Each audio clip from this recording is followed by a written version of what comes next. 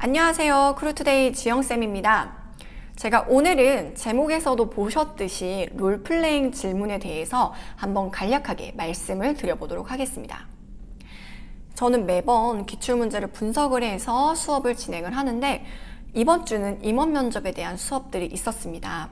대한항공 임원 면접의 경우에는 본인의 역량과 관련된 질문들도 많지만 롤플레잉 질문들도 정말 자주 출제가 됩니다. 롤플레잉 질문은 어떤 질문이냐면요.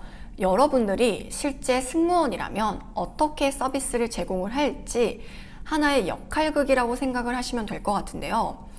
그런데 면접관이 원하는 롤플레잉의 답변과 학생분들이 준비하는 롤플레잉 답변에 너무 큰 차이가 있어서 오늘은 그 부분에 대해서 한번 말씀을 드리고 팁을 간단하게 한번 드려볼게요. 일단 첫 번째로 면접관들이 롤플레잉 질문을 던지는 이유는 여러분들이 채 4개월도 안 되는 교육 과정을 거쳐서 실제 승무원으로 근무를 하게 됩니다. 그러면 이 사람의 전반적인 태도를 모두 다 바꿀 수는 없어요. 그렇기 때문에 이미 이 사람들의 태도가 어떠한가, 서비스에 대한 이해도는 어떻게 되는가, 어떠한 태도를 가지고 서비스를 제공할 것인가, 이 두 가지를 엿보기 가장 좋은 질문들이 바로 롤플레잉 질문들입니다. 그런데 학생분들은 반면에 그러한 부분, 전체적인 부분보다는 뭔가 독특한 답변, 특별한 답변, 특별한 매뉴얼을 찾으려고 많은 노력을 좀 하시는 것 같은데 저는 조금 준비하는 방향을 바꿔서 답변을 이제 만들어 주셨으면 좋겠어요. 그럼 제가 말씀드렸던 비빔밥이 떨어졌는데 어떻게 응대하시겠습니까?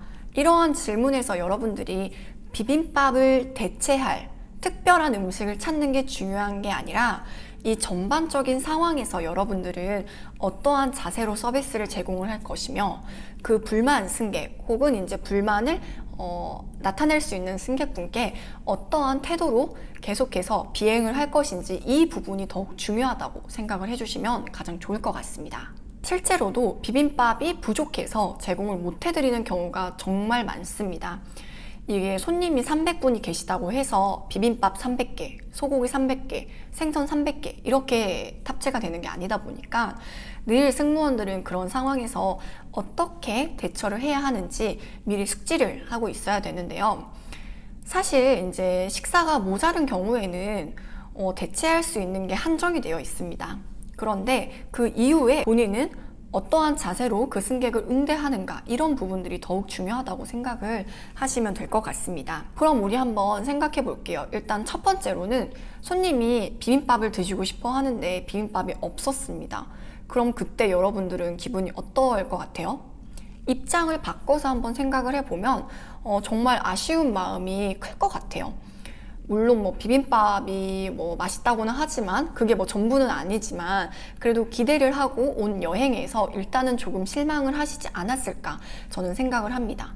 그렇다면 여러분들이 뭐 해당 승무원으로서 그 사람의 그러한 기분을 어느 정도 공감해주고 이해해주는 자세가 매우 중요하지 않을까 저는 생각이 되는데요. 그런 상황에서 그분이 식사를 못 드셨다라는 게 뭐 그렇게 큰일 아닐 수 있지 않을까 생각할 수도 있지만 손님의 입장에서는 매우 실망스러울 수 있다. 그러면 서비스를 제공하는 우리는 그러한 감정에 어느 정도 공감을 해드릴 필요가 있다라는 거 첫 번째로 말씀을 드리겠습니다. 그러면 그분에게 충분한 공감과 사과를 해드린 다음에 그 다음에 이제 무언가 대체를 하시겠죠. 근데 우리는 경력직이 아니라 신입입니다. 신입인 분들의 경우에는 대체는 어느 정도 이야기만 해주셔도 좋아요. 대체 서비스를 제공해 드릴 때 무언가 너무나도 특별한 답변을 하기보다는 어느 정도 여러분들이 알 수 있는 답변을 조금 해드리면 좋겠죠.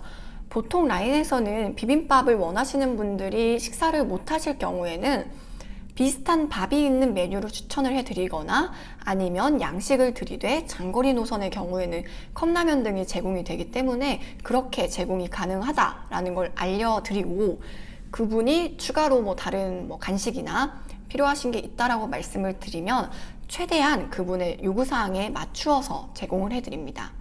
그리고 나서 장거리의 경우라면 식사가 한 번이 아니라 두 번이거든요. 그러면 그 두 번째 식사는 제일 먼저 선택하실 수 있도록 최대한 도와드리려고 노력을 합니다. 근데 보통은 학생분들이 여기서 이제 답변이 끝나요. 그럼 대처를 얼마나 잘했는가? 근데 모든 이 비행에서는요, 하나의 사건에 대처를 잘한다고 끝나는 게 아니라요, 비행이 마무리될 때까지 나는 그분을 얼마나 케어를 할 수 있는가, 이 부분이 가장 중요합니다. 사실 기내라는 공간은 한정적인 공간에서 정말 장시간 사람들을 계속 만나야 하는 곳이잖아요. 근데 저 사람이 이전에 식사를 했을 때 조금의 불편사항이 있었어. 그럼 그거를 그냥 식사를 줬으니까, 대체해서 줬으니까 끝, 이게 아니라 남은 비행 시간 내내 이분의 상태는 어떤지 지속적으로 파악을 좀 해야 합니다. 그래서 여러분들이 답변을 하실 때도 그렇게 대체 음식까지 이제 제공을 해드렸다면 그 이후에 비행을 하는 중에 이전의 불편사항이 불만사항으로 이어지지 않도록 최선을 다해서 서비스를 제공해드리는 게 가장 현명한 방법이라고 저는 생각을 합니다.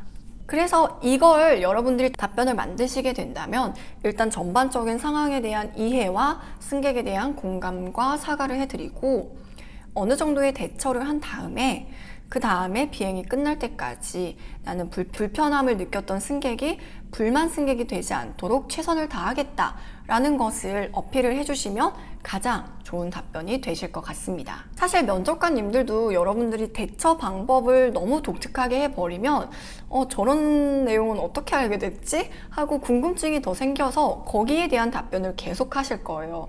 근데 이거는 관심이 있어서 계속 질문을 반복을 하시는 게 아니라 저거는 우리 비행에 없는데 어떻게 알았을까? 왜 저런 답변을 했을까? 너무 궁금해서 계속 물어보시는 거고요.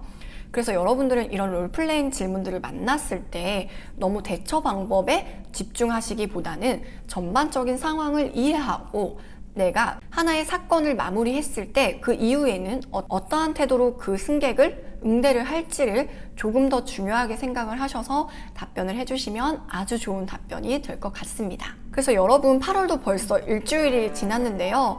9월도 금방 오고 9월에는 정말 이제 공채가 또 한 번 시작되는 시기이기 때문에 완벽하게 준비하셔서 꼭 좋은 결과 있으셨으면 좋겠고요. 크루투데이 수업 관련 궁금하신 분들은 제가 링크 남겨둘 테니까요. 여러분들 참고하셔서 꼭 올바른 방향으로 준비하셨으면 좋겠습니다.